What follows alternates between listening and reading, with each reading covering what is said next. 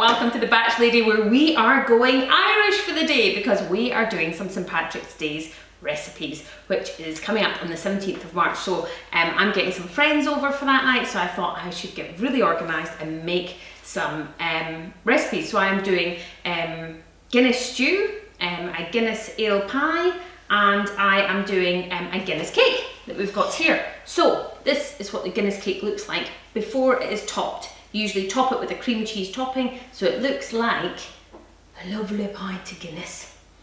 Okay, that's a terrible Irish accent. All my Irish friends are going to be laughing now. This cake is actually frozen because I brought it out of the freezer. And I'm going to make another one and show you how easy it is to get in the freezer. Now, there are tons of recipes out there for Guinness cakes, and there's some really good ones that taste amazing. This one tastes good, but other ones taste amazing. But this one you can freeze, and that's what I like to do. I like to freeze it and get it out so that when I have all my friends around and we're drinking Guinness and we're having lots of Irish food and celebrating St. Patrick's Day, then I have made something that's in the theme, and it's good, it's fun. Okay, so what we're going to do is I'm going to show you how you can make it in advance and get it in your freezer. So you want one bowl. There's quite a lot of ingredients that go with this, but it's very easy, and we're doing it in cup measurements like we always do in the Batch Lady. Okay, so we are going to take 1 cup of oil, and you'll get this recipe on my website, remember? www.thebatchlady.com. We're going to take 1 cup of oil, 2 eggs, we're putting it all in the bowl at the same time. Don't worry about messing around with everything else. We're going to take 1.5 cups of caster sugar. I'm going to take 1.5 cups of flour. We're just putting it all in. Just before I put the rest in, I'm just going to give that a quick mix round, just to sort of get the batter going. And what you're doing here when you make this Guinness and chocolate cake is you're actually making a batter, okay? So this is going to make a batter. So next we're going to add in our Guinness. So you are going to use 1 cup of Guinness. I haven't drunk out of this pint, so it's all spilling all over the place, don't spill. 1 cup of Guinness. You are going to put in 2 tablespoons, my little tablespoons, 2 tablespoons of lemon juice, and you're going to put in 2 teaspoons of lemon juice, 1 teaspoon of carbonate soda, and you are going to put in a cup of half-fat sour cream, okay? So it's a really weird cake recipe, like, you know, it's like nothing I've done before when we've made these. But it makes a very heavy cake, so don't worry if it comes out, if it feels really heavy and it sort of comes out about this high and it sort of sinks down. But that's the type of cake that it makes. Now, let me just check my ingredient. We just need 1/3 of a cup.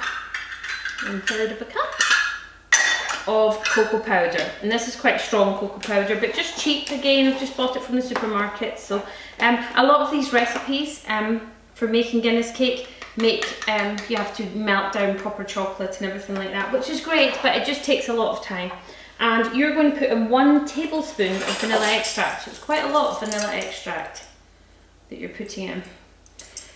You all know me on the Batch Lady. I like to do things fast, efficiently, and get them in the freezer, and everybody loves this cake. It works really well. And you just want to start mixing. Now really, if you've got a food processor like I do, or you've got a Magimix or something like that, then you probably want to be doing it in that, because this is going to take a while stirring it around and around. And really you want to get the food processor and just get it into a nice batter, get rid of all the lumps. But to save you listening to the food processor, I thought I'd just quickly whip it round. But when you do it, take a bit more time and finesse than just flying through it like I'm doing. And I've got quite a lot of Irish friends, and we used to go over on St. Patrick's Day, and I wish I could again. And in New York as well, it's supposed to be amazing this year, and I'm going to just miss it because I'm in New York just after St. Patrick's Day. But anyway, right, so you have made this lovely goopy chocolate batter. What you want to do next is you want to get a tin, and you want quite a deep tin because this is going to rise quite a lot. And inside the tin, you can either, if you're If you want to save money, then you can line it with your own greaseproof paper and cut it out like the old-fashioned way. If you want to save time, then you can buy these cake liners. I love them. They're not cheap, but they work brilliantly. And I don't bake a massive amount of cake, so I don't go through quite a lot. I don't go through that many of them. And you just want to pour the batter in all the way. Now this cake is going to go in the oven at 180, and it's going to go in for, just going to make sure I get it right, it's going to go in for 55 minutes, so quite a long time at 180. Once it's been in for 55 minutes, you're then going to cover it with foil, so keep checking it, you don't want the top to burn. You're going to cover it with foil and then give it another 15 minutes. When it comes out, you're just going to let it rest in the tin till it's cooled down. So let me just put this one in the oven.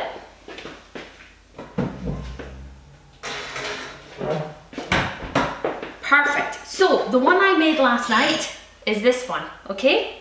All I did is let it cool in the tin, and once it was cool, I got my lovely freezer sealable bag and I just whipped it in like that. Okay, your cake is then, it's so heavy this cake, I can't tell you. The cake is then ready to go in the freezer just like that for whenever you need it.